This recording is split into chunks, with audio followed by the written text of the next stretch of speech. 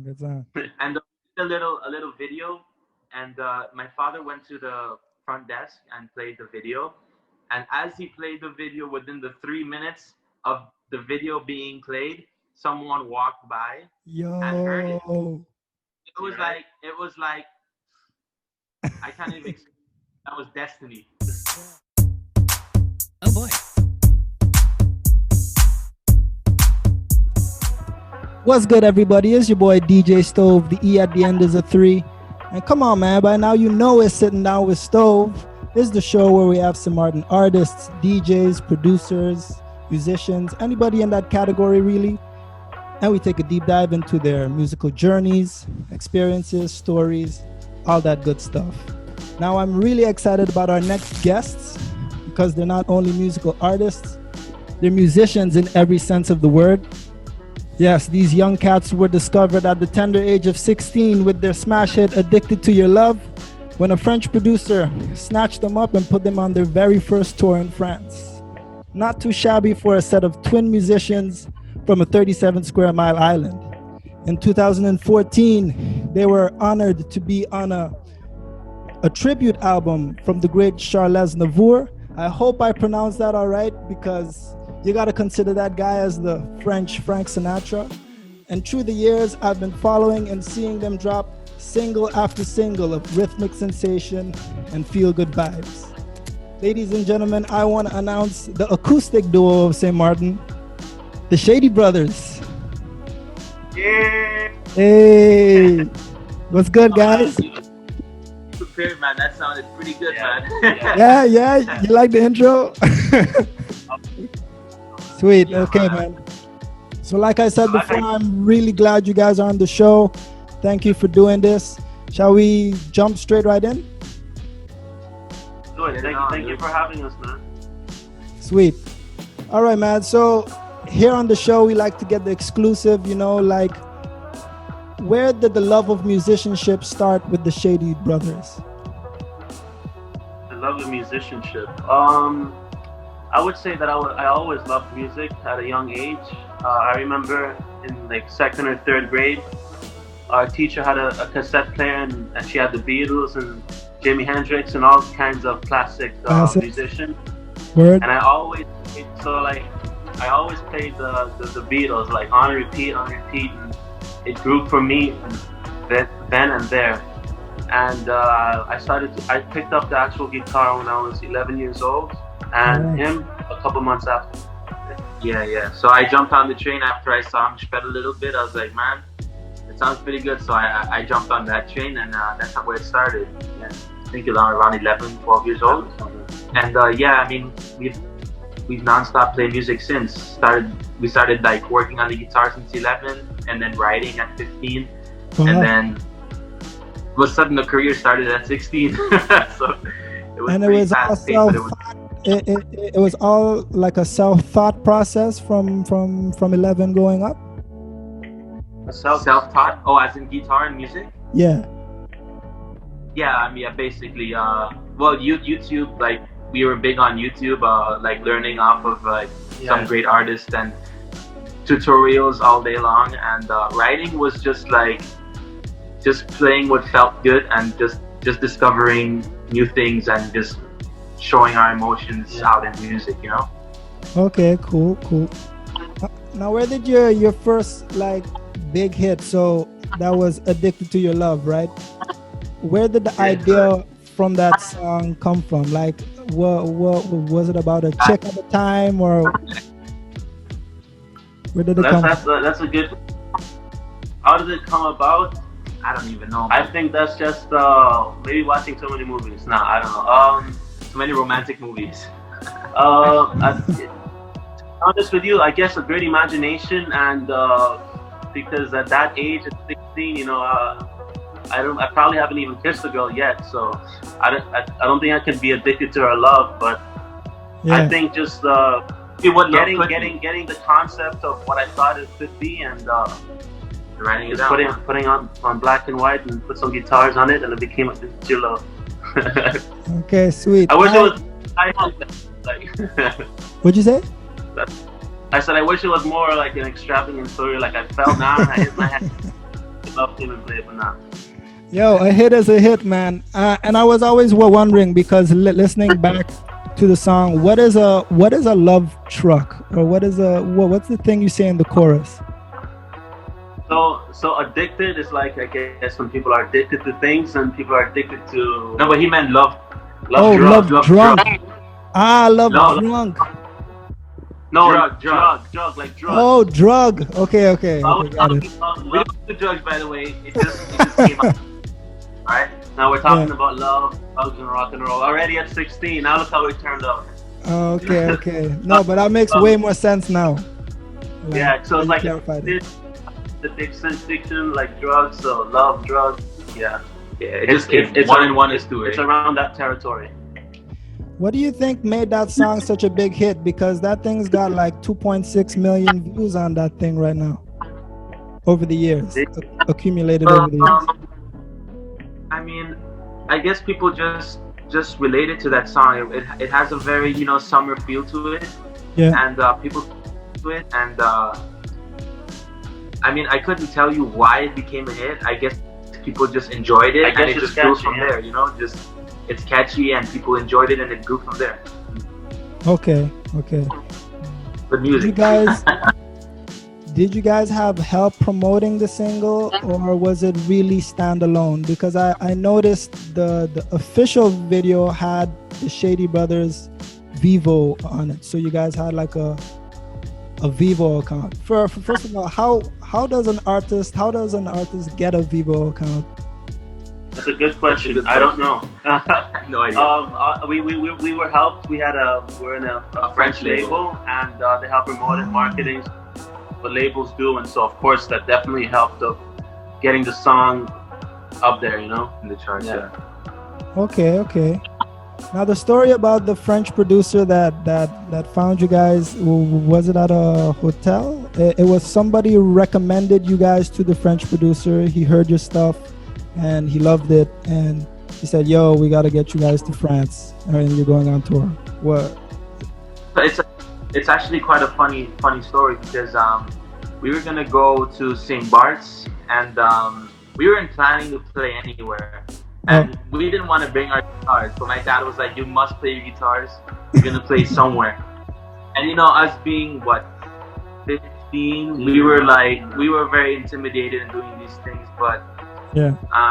It was just like practice. You bring your guitar to. Yeah, nothing was planned. We just brought our guitars to practice, as my father says, And so we brought our guitars, and my father, he likes to do his own PR, and we had a little video out. Was it out or was it not out? It was out on YouTube. I'm not sure if it's on YouTube now, but I know the song. That was Bruno Mars, "Moonshine." It's a good song. Good song. And a little video, and my father went to the front desk and played the video, and as he played the video, within the 3 minutes of the video being played, someone walked by and heard it. It was like I can't even explain. That was destiny. The stars aligned. So the guy walked by, he was like, "It's pretty good." I didn't see this happen, but this is my father told me. He's like, "Yeah, this guy just walked by. He said, this the guy said he really liked us, and he knows the French producer, and he's gonna come this afternoon and see your kids." Okay. So we heard this, and I was like, "Oh, let's start practicing." And we made Your Love already, and we already had maybe like 20 songs that we've made so far, and we played them maybe five, 6 songs, and one of them was Addicted to Your Love, and we played Addicted to Your Love, and like 6 months later we had a contract, and then went to France and toured. Damn. So it's quite an overwhelming. It was very overwhelming. I mean, we pretty much were thrown in the ocean. Yes, learn to swim. You have to learn to swim there, boy. Did any of your parents come on tour with you guys? Yes, we definitely needed our parents. My dad was there most of the time, and then my mom came once in a while, but my dad was the one pretty much. He was the angel looking over our shoulders every 5 seconds. Do this, do that. Good Super. Now, what's the craziest? What was the craziest story you can tell us when you were on tour? What's like the crazy experience or like, yo, that happened? Crazy as in like awesome, or crazy like fan crazy? Anything you like to share? I mean, a good fan story is always funny. Something awesome is inspiring. You tell us. Okay, I got a story. You have one or No, go ahead. Well, I remember we played our first concert, our first legit concert. Yeah. We were in south of France, the island. What is it called again? Corsica? Corsica. Yeah, it was Corsica. Yeah, it was Corsica. No, that's in Italy. No. Where that's something around those lines. South of France and Ireland. And this was an NRJ tour, like NRJ festival, like big artists, big headlines, huge stage, and 50,000 people. Holy bro. So like we were there at like 2:00 in the afternoon preparing sound checks and whatnot, and I was literally dying. Like the anxiety went through the roof, people roaring. I mean, if you ever heard 50,000 people scream for an artist, it's like you feel it in the chest, bro. Yeah, it's like something that like a once in a lifetime kind of vibe. And at that moment, I'm like, I was so insane with anxiety that, dude, this is gonna be my first and last show. I'm never gonna do this again. I told mom was there. I'm like, Mom, I'm never doing this again. This is too much for me. Never again. And we played the show, and we did a couple songs, I think. And once we were starting playing, like, it was amazing. And after, it's just so euphoric and like, did we actually do that? Yeah. And like the gratification of overcoming the fear and not giving up was amazing. But like I was this close to quitting, but I couldn't quit because I'm not a quitter. But that's how I felt at that moment. So intense, you know. Yeah. Super, yeah, I'd say that's one of the most craziest experiences. Was our first experience. Yeah. That's one of the wildest experiences too. All right. Now, the tour was only limited to destinations in France, or did it? Yes, also?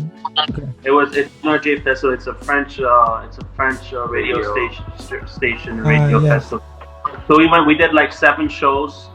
Okay. So like that was first destination, and then the next destinations were somewhere else in France, and another 10, another 20, another. Oh God, like literally.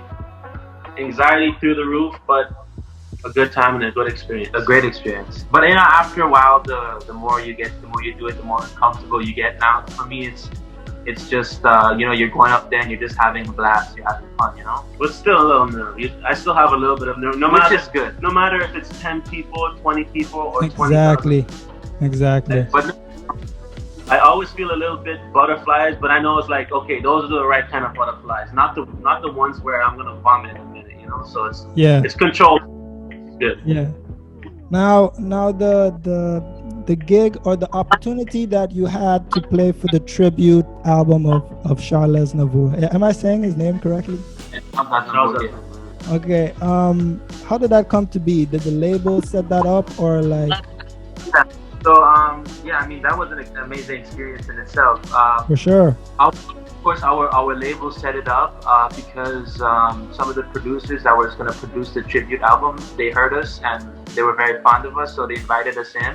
And there were a bunch of French artists, and I mean, the experience was. I mean, at that time, we didn't know at what capacity it was. Only now we notice, like, dude. Yeah, like we sang for a legend, but when we were young, like never heard of Aznavour. I mean, I didn't know many French singers, you know. Exactly. And back then, me neither. Back then I didn't realize like what capacity we were doing. Like only now, like after a couple of years, we realized like, dude, that was huge. That was crazy. It sinks in.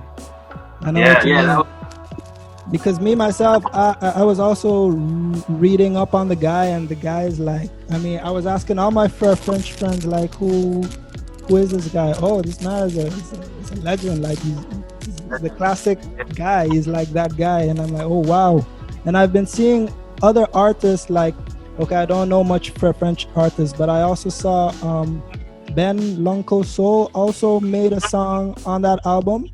which is also like a pretty contemporary popular guy. Now, did you guys get to meet Charles face to face, or you just worked on his album? Well, that time he had the flu. So he was supposed to come to the studio and meet all the artists and talk about the project and whatnot, but that day he had the flu, and so he was actually hospitalized because of the flu. I mean, the guy's like 15 years old at that time, so a flu can take anybody out. Yeah. So he was hospitalized, and then the next he sent his son. He sent his son there, so his son came, and then the next session that the next set of artists came, he came there, and then they had the talk or whatever, and got to know each other, but. Unfortunately, we weren't there because we already did our part. Yeah. Okay. And that was a bummer, but still wasn't the album though. yeah, and it's 2 songs on the album, huh? Yeah. All right, sweet man. All right, so what are some of the future projects you guys plan to put out? Because I'm seeing singles come out like this week. Your single "Call" is about to drop, right? If I'm not mistaken. Is it a build up to an album or what's going on? Well, now we actually do have an album. Those songs that we're promoting on social media, they're all pretty much out already. They're all on Spotify. We're like kind of promoting it and trying to get the songs heard more, But we have a record, have an EP out, and we're working on, always working on different projects, and new things are gonna come out soon. Okay, cool, man. All right, no, I'm looking forward to anything you guys put out. My last question that I usually, ask is, what are some of your hobbies? I mean, I see you guys are big on spearfishing. Yeah. Yeah. Yeah. We're ocean childs, man. We're living on the island here. We're just inspired by the ocean, and we're always in the water. And spearfishing, whether it's spearfishing, fishing, swimming, free diving, whatever it is, man, we're on it. You know what I mean? Do you guys get a lot of inspiration from being on the water for songs, maybe, or is that just recreation? That sounds very.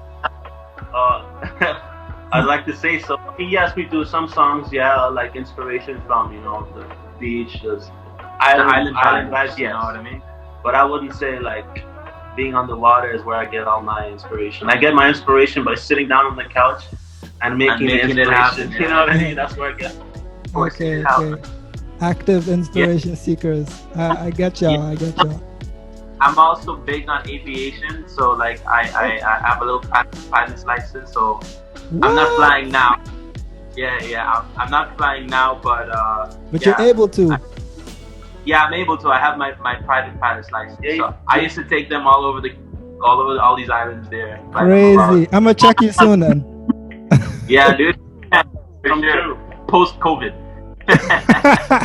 Yes, post-COVID, which is also the reason why we opted for this Zoom session. I much rather like to have this like on a beach, but we took the responsible route, as good human beings. And not an old man. I got a 79-year-old pops upstairs. Take care of the old man. Exactly, you got to be responsible. But guys, thank you so much. That's all the time we got. Hopefully in the future, maybe with more projects out, we talk about it further. But thank you very much for being on the show. Thank you for having us. I appreciate you, man. All right, guys. Till the next time. Peace. Boom. Adios.